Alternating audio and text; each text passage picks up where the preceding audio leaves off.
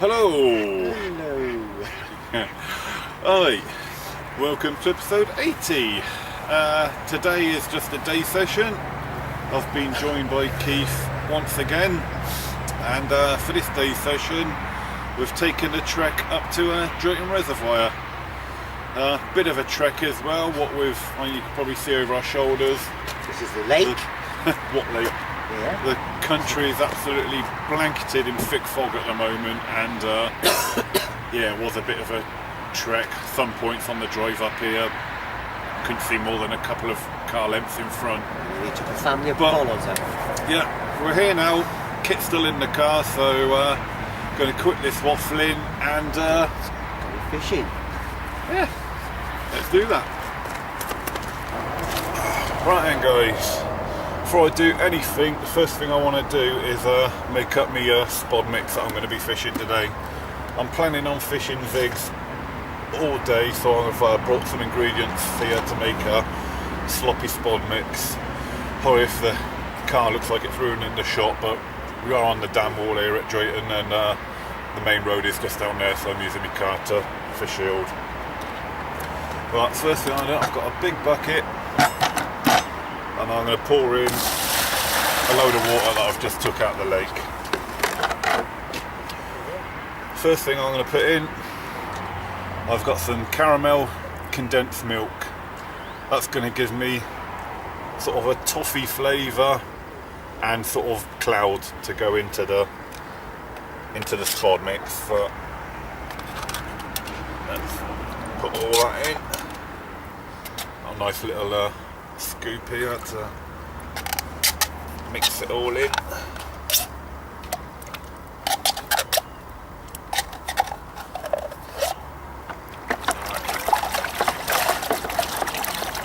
That a nice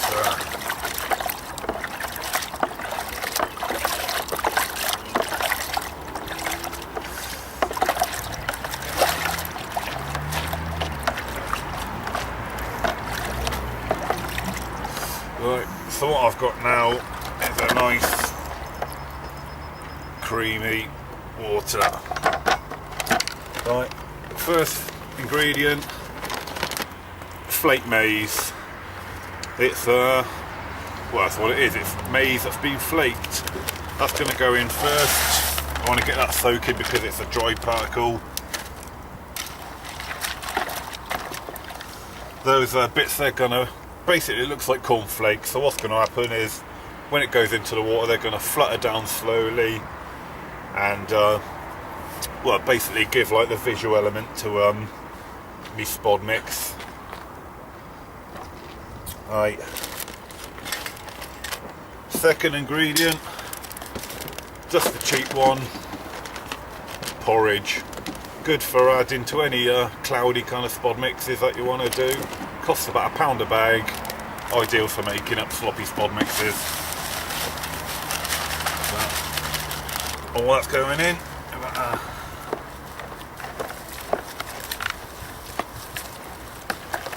Nice mixer.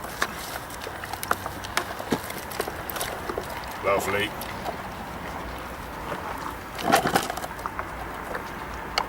Already looking like a nice spod mix. Right. My second ingredient, Hinder's nut sludge. I mean, anyone who knows anything about Hinder's products, this stuff speaks for itself.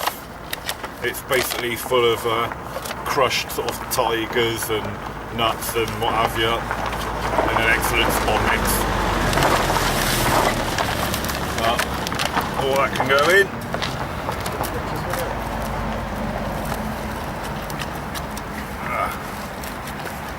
Looking a bit like a bucket of sick now.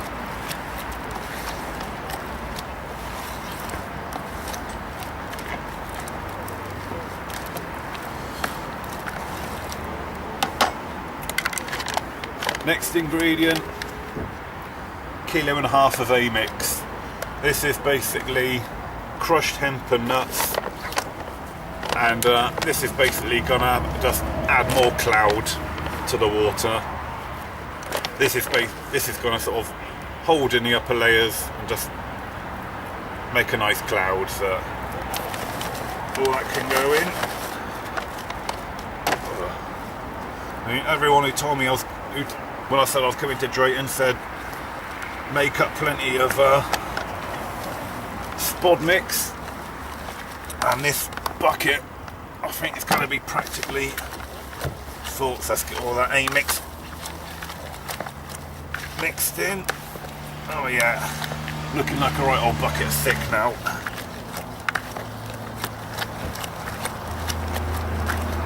Right, one more ingredient to go. Needs no introduction. Little gems. 2 mil pellet, and it says caviar for carp. I've got a kilo's worth here. All that can go in. These pellets are gonna sink slowly through the water, and if there's any carp on the bottom above my planned zigs, you know, when these pellets get to the bottom, this is basically going to be the food signals to entice the fish to find the area I'm fishing, and then to look skywards and hopefully find my zigs.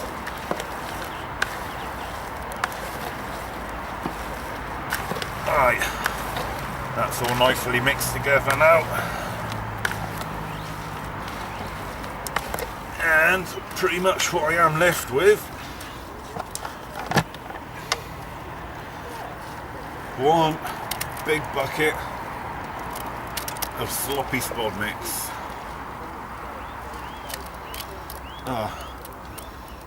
The thing I could smell most in that is actually the A mix. Right, spod mix done. Let's get me gear out of the car and get tackled up.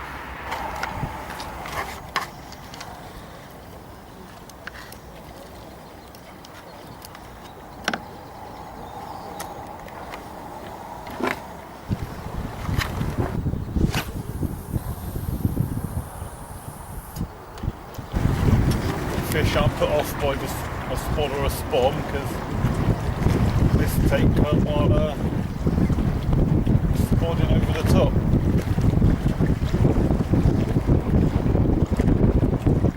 Apologies for any wind noise on the filming, but we are filming in the teeth of the wind here.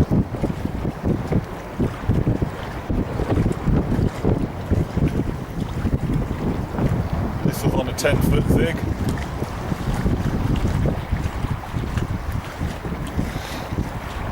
Did have a 7-foot zig on it, and I just changed it to about 10-foot, wasn't it? About Is that one when you put the yellow one on? Yeah, yellow bit of foam. Yeah, I said the yellow would go, didn't I? One of them zigger liners. Yeah. Zigger liners, probably.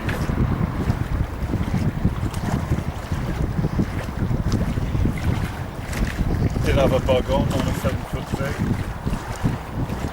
Took it off. What are they? What they're called, zigger line.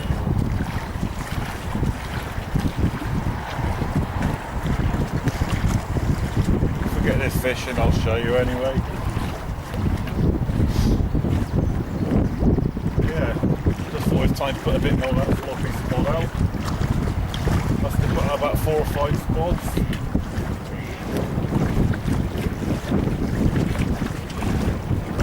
This one just started peeling away.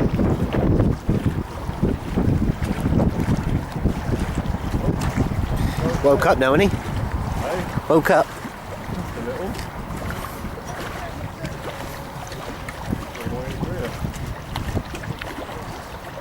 You're using your 2 1/4, aren't you? 2 1/4 test curve. Yeah, rod. soft rods. Yeah, bit of fun on big tackle.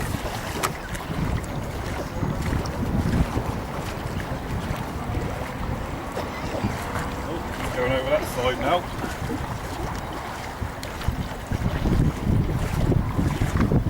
Yeah, just nice, good fun tackle. Soft rods. Oh, it's a nice fish. Mirror.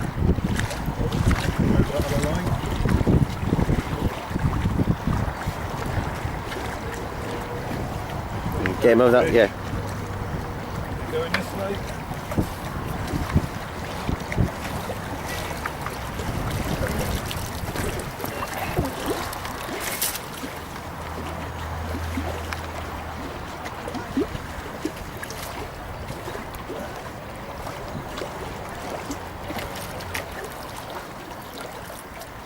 In the net. First fish, get in. As you can see, fish in the net, fish in the cradle. Keith is going to put this back for me in a second. Just as I was landing that one, this one went racing off. It's all kicked off all of a sudden. Right, I'm going to have to get my cameraman to quickly put this fish back. Right guys, as I was saying, order's starting to kick off. Didn't really get a chance to show you that first fish properly because just as I was netting it, the right hand rod raced off.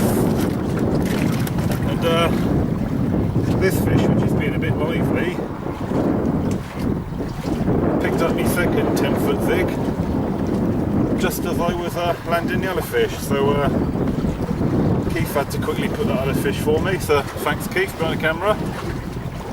And yeah, so both fish have been about the same size, haven't weighed them, but I'd estimate around about just about the double figure mark, I reckon. Got to be about £10, I'd say. Nice looking one. Right, let's get it back because I ain't got no rods in the water at the moment. Right guys, I'm going to show you so far the kit that I've had those two fish on. The first fish come on can't remember which way around they come now, but anyway, one of the fish come on zig bugs from MBR tackle, or hand tied by my mate Rob Cartledge. There you go, just the hooks are obviously stuck in the foam, but they're only like little kind of size 10 wide gapes, and then sort of black and yellow foam really with some little whiskers on them. So that was one of the fish, and then the other fish come on the old Fox Zigger liner kit. So you can't see the yellow foam in there because that's what I'm using at the moment, but I put one of the little black Zigger liners on a size 10 hook and used the length of the yellow foam that come in the kit. So yeah, I mean, the fishing hasn't been as prolific as I thought it would be so far. I mean, everyone tells you like basically the carp at Drayton are bloody waiting to be caught. Well, hasn't been that way so far. I mean, there's quite a few people on this damn wall side that we're fishing, and so far I think, apart from one other guy, I'm the only one that's I've seen catch some fish. So it's not fishing as prolific as everyone's made out that Drayton normally fishes, so I can't tell you why, because this is my first time here. So, but at the moment it's definitely not living up to the hype anyway. Oh, I've got to run. Right, but unfortunately that run didn't come to anything. Bit more excitement. Shows that there are fish in the area. Picked up the rod while the bobbin was twitching, but there was nothing on the end of it, so I've just re-chucked them back out. I think last time I cast out I only get about 70 yards, but I'm back on my spot that I'm spodding up at 80 yards out now. So hopefully get a bit more action. Hopefully be back with you when I do. Don't know whether the action's picking up or not, but my left hand rod, sorry, just had an absolute screamer. And when I had those first two fish, they were just all like, you know, they were pulling line off, but just had a take and an absolutely screaming line off the reel. Picked it up, nothing there. So can't explain that one, but absolutely tearing line off. Maybe it was because you hit the back.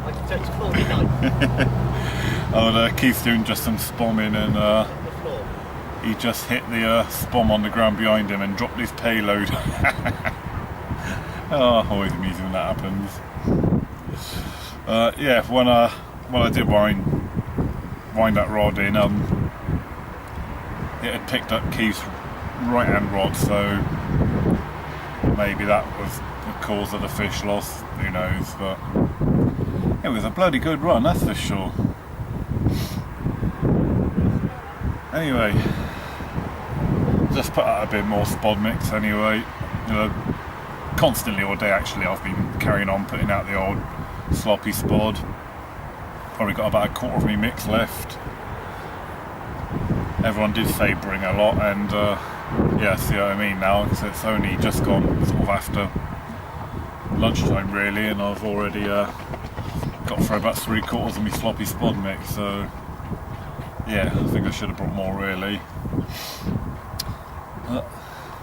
Hey, I just can't get over that run low, absolutely melting line off, and then nothing there. Strange. Oh well, that's fishing. Right then guys, fish number 3. Bit of a bizarre one this, because see, I got Dave in with me, and this fish took both our zig rigs.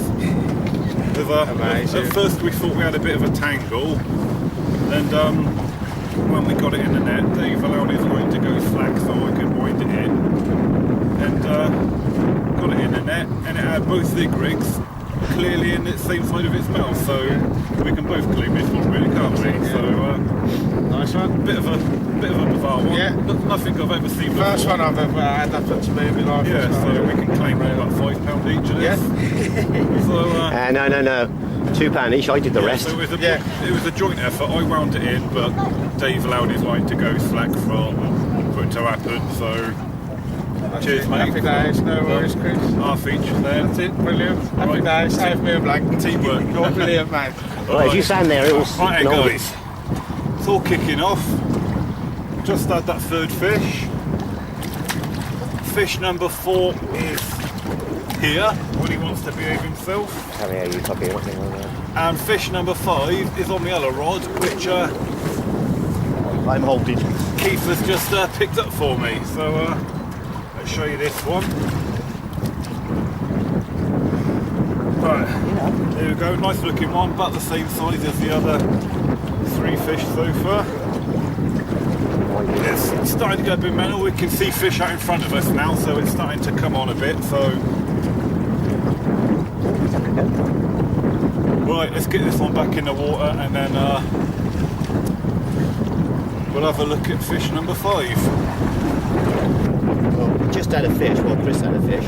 Just filming it. This one we also had to, whilst filming, grab the rods and bring this one in. Very lovely, nice looking fish. So it fills the heaviest one of the day, though, don't it? Yeah. I'll tell you what, she's It don't look any bigger, but when you lift solid, it up, isn't it's solid, yeah. it's solid. I can tell by the fight. Anyway, we should get her back.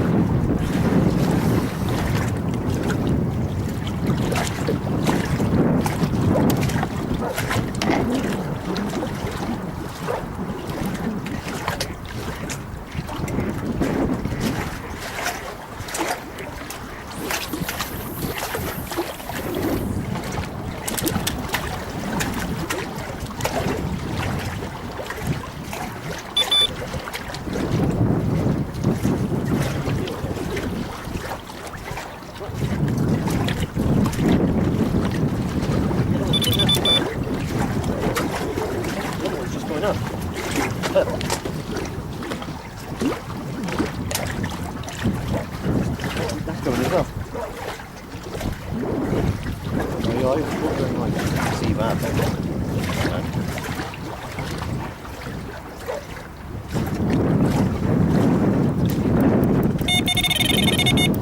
Shall I hit it? I don't know if we've got it or not. I'll pull it, see what happens. Well, casting for That's not.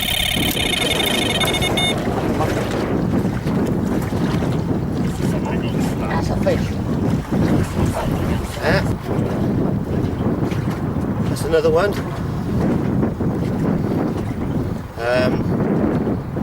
Actually on Chris's other rod, because he struck on one rod and the other one screamed off, and managed to catch this one for him. Anyway, it's about £13, I suppose. Anyway, we best put him back. Yeah, because I've got no rods in the water. Thank you, mate. Alright then, cheers. Right guys, I think this is fish number 7 now. Losing count a bit. But 11-foot zig rig, bit of yellow foam. Just side hooked a bit of yellow foam. And yeah, it's doing a job. Nice little two-tone fish. Alright, let's get it back and get our rod back out.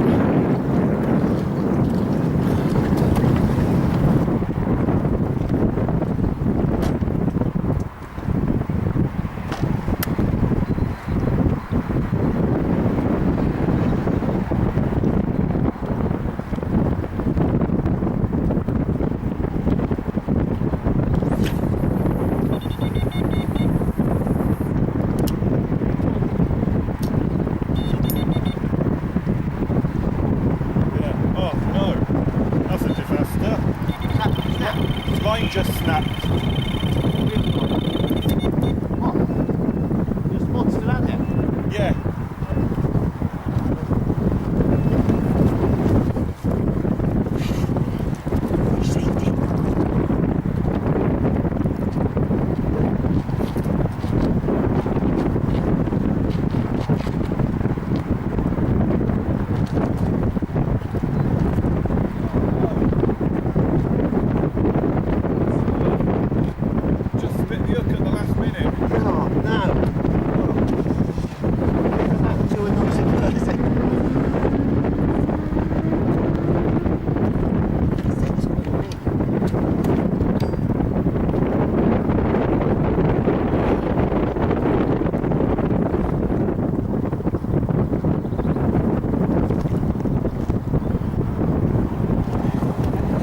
Can't win them all. Alright guys, come to the end of our session now. Hasn't been a bad day in the end.